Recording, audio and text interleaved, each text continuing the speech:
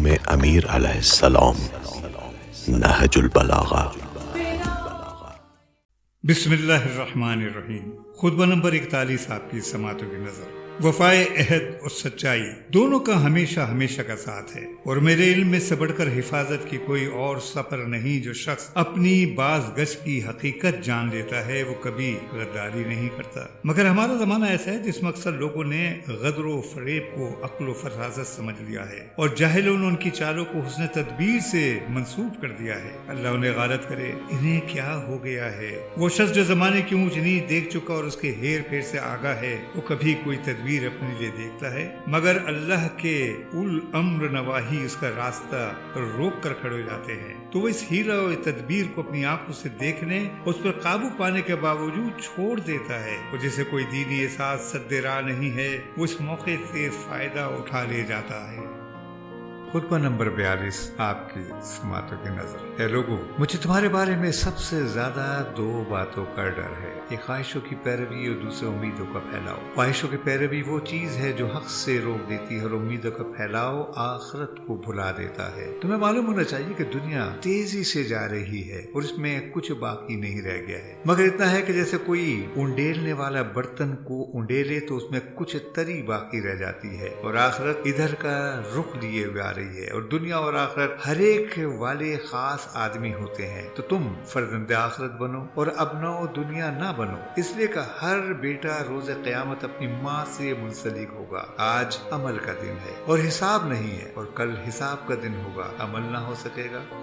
خطبہ نمبر 43 آپ کی سماعتوں کی نظر۔ جب امیر المومنین حضرت علی نے جریر ابن عبداللہ کو معاویہ کے پاس بیعت کے لیے بھیجا، تو آپ کے صاحب نے آپ کو جنگ کی تیاری کا مشورہ دیا، جس پر آپ نے فرمایا میرا جنگ کے لیے مستعد و آمادہ ہونا، جبکہ جریر ابھی وہیں ہے، شام کا دروازہ بند کرنا ہے، اور وہاں کے لوگوں کو بیعت کا ارادہ بھی کریں تو انہیں اس ارادہ خیر سے روک دینا ہے۔ بے شک میں نے جریر کے لیے ایک وقت مقرر کر دیا ہے، اس کے بعد وہ ٹھہرے گا، تو یا ان سے فریب میں مبتلا ہو کر یا عمدن سرتابی کرتے ہوئے صحیح رائے کا تقاضا صبر و توقف ہے، اس لیے ابھی ٹھہرے رہو۔ البتہ اس چیز کو میں تمہارے لیے برا نہیں سمجھتا کہ در پردہ جنگ کا ساز و سامان کرتے رہو۔ میں نے اس امر کو اچھی طرح سے پرکھ لیا ہے اور اندر باہر سے دیکھ لیا ہے، مجھے تو جنگ کے علاوہ کوئی چارہ نظر نہیں آتا، یا یہ کہ رسول اللہ صلی اللہ علیہ وسلم کی دی ہوئی خبروں سے انکار کر دوں۔ حقیقت یہ ہے مجھ سے پہلے اس امت پر ایک ایسا حکمران تھا جس نے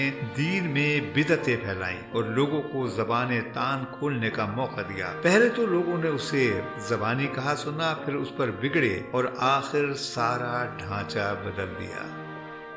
خطبہ نمبر 44 آپ کی سماعتوں کی نظر۔ جب امثقلہ بن حبیرہ شیبانی معاویہ کے پاس بھاگ گیا، کیونکہ اس نے حضرت کے ایک عامل سے بنی تالیہ کے کچھ اسیر خریدے تھے، جب امیر المومنین نے اس سے قیمت کا مطالبہ کیا تو وہ بددیانتی کرتے ہوئے شام چلا گیا، جس پر آپ نے فرمایا خدا مسقلہ کو برا کرے۔ کام تو اس نے شریفوں کو سا کیا، لیکن غلاموں کی طرح بھاگ نکلا۔ اس نے مدح کرنے والے کا منہ بولنے سے پہلے ہی بند کر دیا، اور توصیف کرنے والے کے قول کے مطابق اپنا عمل پیش کرنے سے پہلے ہی اسے خاموش کر دیا۔ اگر وہ ٹھہرا رہتا تو ہم اس سے اتنا لے لیتے جتنا اس کے لیے ممکن تھا، اور بقیہ کے لیے اس کے مال کے زیادہ ہونے کا انتظار کرتے۔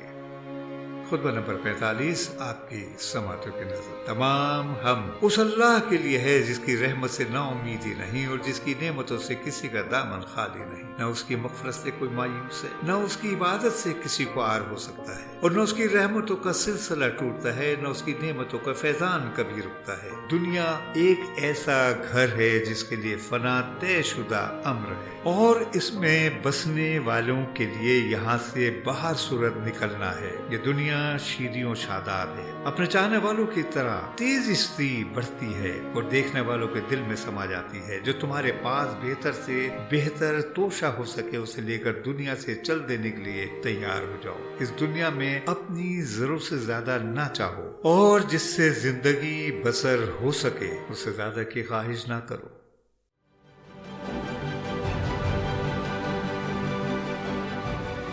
عکس، سچائیوں اور حقائق کا عکس۔